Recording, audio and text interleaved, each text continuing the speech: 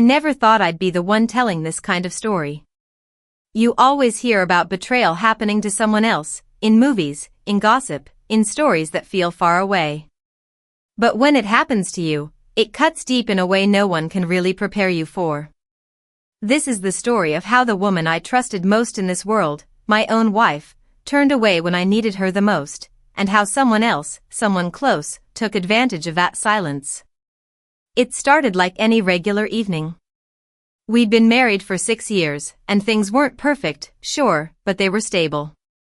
You learn to live with the ups and downs. She was my safe place. My home. I thought we had that unspoken bond that no matter what happened in the world, we had each other's backs. But somewhere along the way, that bond cracked, and I didn't even see it coming. He was someone I never expected to be part of this story. A friend. Or at least I thought he was. He was around a lot, too much, now that I think back. Always offering help, always being friendly, always somehow around when she needed something. But I brushed it off. That's what friends do, right? You trust. You believe. And that's where I went wrong. Looking back, there were signs. Moments that didn't sit right.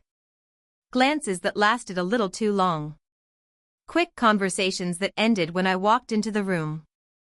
But she always had an explanation, always calm, always composed. And I, being the loyal husband I was, gave her the benefit of the doubt. Again and again. Until one day, I couldn't ignore it anymore. It wasn't a text message or a dramatic confrontation. It was something smaller. Something that hit harder because of how subtle it was. A moment where she was supposed to stand by me. A moment where she should have spoken up, defended me, protected me. But instead, she let him speak. Let him decide. And the way she looked at him in that moment. I knew. I didn't have proof, but I had that feeling in my gut. That unshakable sense that something had happened behind my back. Something real. That moment broke something in me. Not just because of what he did, but because she let it happen. And that's what hurt the most. Not just the betrayal itself, but the silence. Her silence. The way she turned away instead of turning toward me. What happened next changed everything. And trust me, I wish I could say I handled it calmly. But the truth? I wasn't prepared. None of us are, when betrayal comes from the people you love most. There's more to this story, and what came after that moment will make you question everything you thought you knew about loyalty, trust, and love. Because what he did next, it crossed a line that should have never been touched. And that's where everything truly began. After that moment, the one where she stayed quiet instead of standing up for me, everything shifted. I started seeing things differently. It's strange how one look, 1 second of hesitation, can open your eyes to months, maybe years, of things you missed.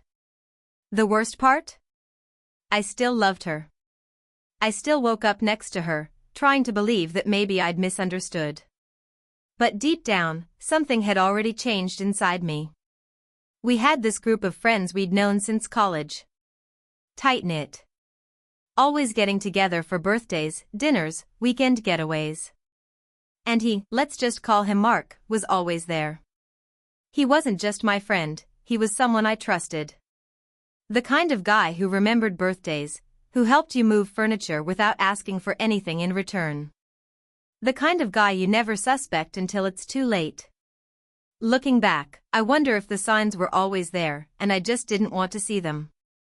Mark had this way of inserting himself into our lives. He'd bring over wine she liked, recommend shows only she ended up watching, talk about things they both knew I wasn't into. At first, I thought I was overthinking. But after that day, that moment where she chose silence over support, every little detail started to feel louder. There was this night, a few weeks before everything fell apart. We had people over. It was just a small gathering. I remember walking into the kitchen and seeing them laughing about something, standing a bit too close. When they noticed me, the energy changed, like they had a secret. She brushed it off. It's nothing, she said. Just an inside joke. But it didn't feel like nothing. And then, slowly, I started noticing more. Late-night texts she wouldn't explain. Sudden changes in her routine. The way her mood would shift when Mark was mentioned. It was like watching a puzzle come together, except I didn't want to see the full picture. The hardest part was pretending everything was normal. Smiling at dinners, holding her hand in public, while my mind kept racing in circles. I didn't want to accuse her without proof, but I also couldn't shake the feeling that something real and painful was happening right in front of me. And then came the night that changed everything, the night I found something I wasn't supposed to see. Something that confirmed my worst fears. But even then, it wasn't the end. It was just the beginning. It was a Tuesday night. Quiet. She was in the shower, and her phone lit up on the nightstand. I wasn't the type to go through her things, I never had a reason to before. But something in me just snapped. I picked it up. No passcode. Maybe part of me hoped I wouldn't find anything, that this was all in my head. But as I scrolled through the messages, my heart sank. There was a hidden thread, one she'd obviously been careful with. It wasn't overly flirtatious. No photos. Nothing too obvious. But it was emotional, conversations filled with inside jokes, late-night thoughts, and things she never said to me anymore. And it wasn't just that. It was how comfortable she sounded with him. Like they'd built something I wasn't even a part of. The kind of connection you think only belongs in your marriage. That night, I couldn't sleep. I lay next to her, wondering how long I'd been kept in the dark. I couldn't confront her yet. Not because I was scared of the truth, but because I needed to understand why. Why him? Why us? Why now? In the days that followed, I tried to act normal. I wanted to see how deep it went. And in doing that, I started seeing a side of her I hadn't noticed in months. She was distant, distracted, but also strangely kind, like she was trying to overcompensate. Cooking my favorite meals, asking about my day, being affectionate. But it all felt hollow, like a performance. Meanwhile, Mark acted like nothing had changed. He still showed up, still laughed with me, still sent those casual group texts like we were all just one big happy circle. But now, every word he said felt heavy. Every smile looked fake. I started replaying every moment we'd all shared together. Every trip, every dinner, every time I left them alone for even a minute. There was another layer too, a close friend of ours, Jess. She'd always been observant, always had this protective vibe about her. One afternoon, she pulled me aside. She didn't say it outright, but there was something in her eyes. "Are you okay?" she asked. Because if something feels off, it probably is. That sentence stayed with me. Maybe she knew more. Maybe she'd seen something. And that's when I realized, this wasn't just about a betrayal between two people. It was bigger than that. It was about who knew, who stayed quiet, and who I could still trust. I started watching everything more closely after that. The way she'd check her phone and smile to herself, the way Mark seemed to show up at the perfect moments, always helpful, always just around the corner. It was like they'd written a whole script without me, and I was just stuck playing along in the background, too quiet, too trusting. But inside, I was boiling. The betrayal wasn't confirmed in words, but it was everywhere in the details. I didn't talk to Jess right away, but I kept thinking about what she said. If something feels off, it probably is. She wasn't just making conversation, she was warning me. That next weekend, we were all invited to a mutual friends gathering. I almost didn't go, but something in me said I needed to. Maybe I wanted to see them both in the same space. Maybe I needed one last piece of truth before I finally said something. And when I walked in, there they were. Sitting close. Not touching, not flirting, just talking like nothing in the world could bother them. But their eyes told a different story. I stood across the room, just watching. I saw how she leaned in when he spoke, how he whispered something that made her laugh softly. That laugh, I hadn't heard it like that in months. Jess came over and stood beside me. She didn't ask questions this time. She just looked at me and gave a small nod, like she finally knew I was ready to see it for myself. And right then, something inside me shifted. I didn't feel confused anymore. I felt calm, in a cold, focused kind of way. I wasn't going to keep pretending. I wasn't going to keep carrying the weight of a secret they were too cowardly to admit. Later that night, when we got home, I decided to ask her. Not angrily. Not with shouting. Just a simple, clear question, is there something you need to tell me? She froze. That was the first time I'd ever seen her truly speechless. Her eyes flickered, her mouth opened like she was about to lie, and then it happened. A knock at the door. I wasn't expecting anyone. But when I opened it, the person standing there changed everything. I opened the door, heart still pounding from the silence inside the room. I expected maybe a neighbor, or worse, Mark himself. But it wasn't him. It was Jess.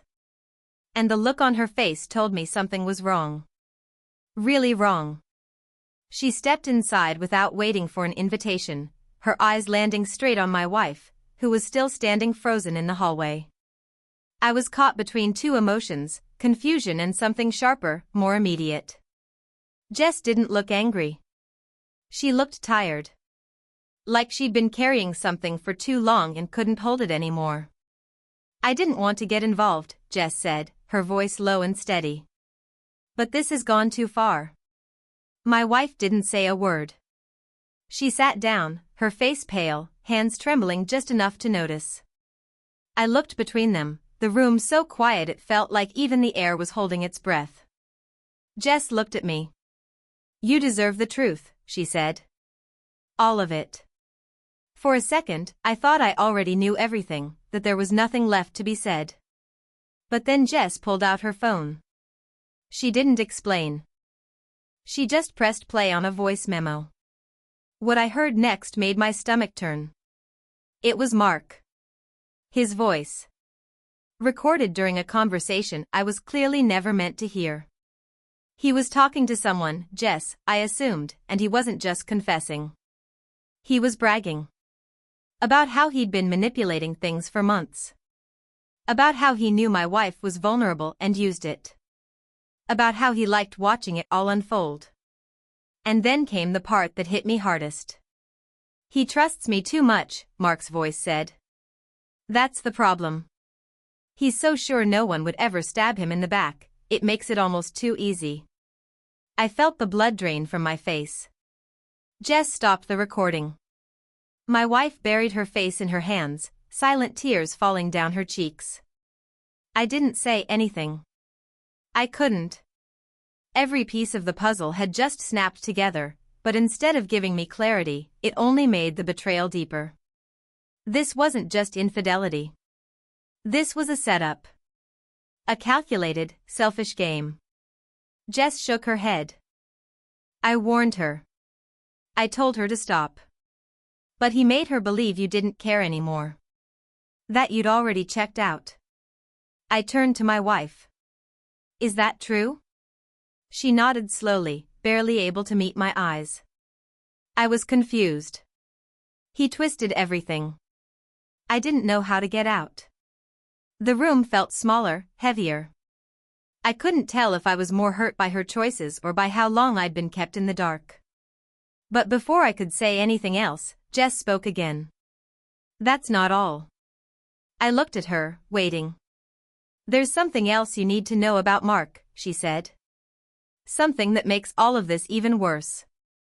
And that's when the second secret came to light, one that changed everything I thought I knew, again. Jess took a deep breath, her eyes steady but filled with a weight I could almost feel pressing down on us all.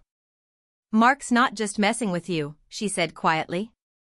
He's been hiding something from everyone, something dangerous. I shook my head, trying to keep my thoughts from racing. What do you mean? Jess looked at my wife, then back at me. Mark has a history. Not just with us. He's been involved in scams, lies, even threats with people from his past. The way he got close to you, it wasn't just because he was a friend. He wanted to use you both. My wife finally looked up, tears streaming, her voice trembling. I didn't know. I swear, I didn't know. When I met him, he seemed different. But then the lies started, and I couldn't see straight anymore. The room felt like it was closing in, every word heavier than the last.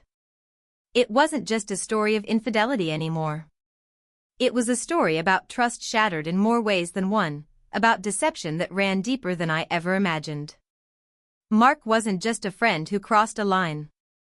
He was someone who built a house of cards around us, hoping it would never fall. I felt anger rise, not just at him, but at myself for being so blind, at my wife for hiding, even if she was a victim in her own way. But most of all, I felt the need to protect what was left, our family, our trust, the future I still hoped we could rebuild. That's when my wife made a choice, a brave, painful choice. She picked up her phone and sent a message. A message that would change everything. Mark is leaving, she said. I told him he has to go. No more lies, no more secrets.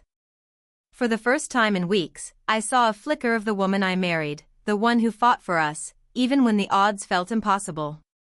But just as relief started to settle in, Jess's phone buzzed. She glanced at it, then looked up with a shock I hadn't expected. It's from Mark, she said. He knows everything. He's coming back. We sat in silence, the reality sinking in like a stone. The man who had broken our trust wasn't done yet. He was coming back, and whatever his next move was, it would test us all. I looked at my wife, seeing the fear and determination in her eyes. This wasn't just about betrayal anymore. It was about survival, about how far we'd go to protect what mattered most. And in that moment, I knew the story wasn't over. Not by a long shot. When Mark's message arrived, the tension in the room was unbearable. We had already been through so much, the lies, the betrayal, the secrets, but now, knowing he was coming back felt like a challenge we couldn't ignore. It was a test, one that would push us to face everything we'd tried to avoid. In the days that followed, my wife and I talked more honestly than we had in years. We shared our fears, our regrets, and the hope that somehow, despite the pain, we could rebuild trust. It wasn't easy. There were moments when anger flared, and doubt crept back in. But we chose to face it together. Jess stood by us, not just as a friend but as a reminder that sometimes, the hardest battles require the strongest support. We agreed that the best thing to do was to confront Mark together, not with anger, but with the truth laid bare. When Mark finally showed up, the confrontation was quiet but powerful. We didn't yell or fight. Instead, we made it clear that his manipulation and deceit had changed everything. He wasn't welcome in our lives anymore. And for the first time, I felt a weight lift off my shoulders. What happened next wasn't perfect, but it was real. My wife and I started the slow process of healing. We went to counseling, worked on communication, and learned to be honest even when it was hard. The trust we lost wasn't easy to regain, but bit by bit, we found it again, not the same trust as before, but a stronger, more honest foundation. This experience taught me something important, that betrayal can come from the people closest to you, and sometimes the hardest part isn't just what happened, but who stayed silent. But it also reminded me that forgiveness, understanding, and courage can rebuild even the deepest wounds.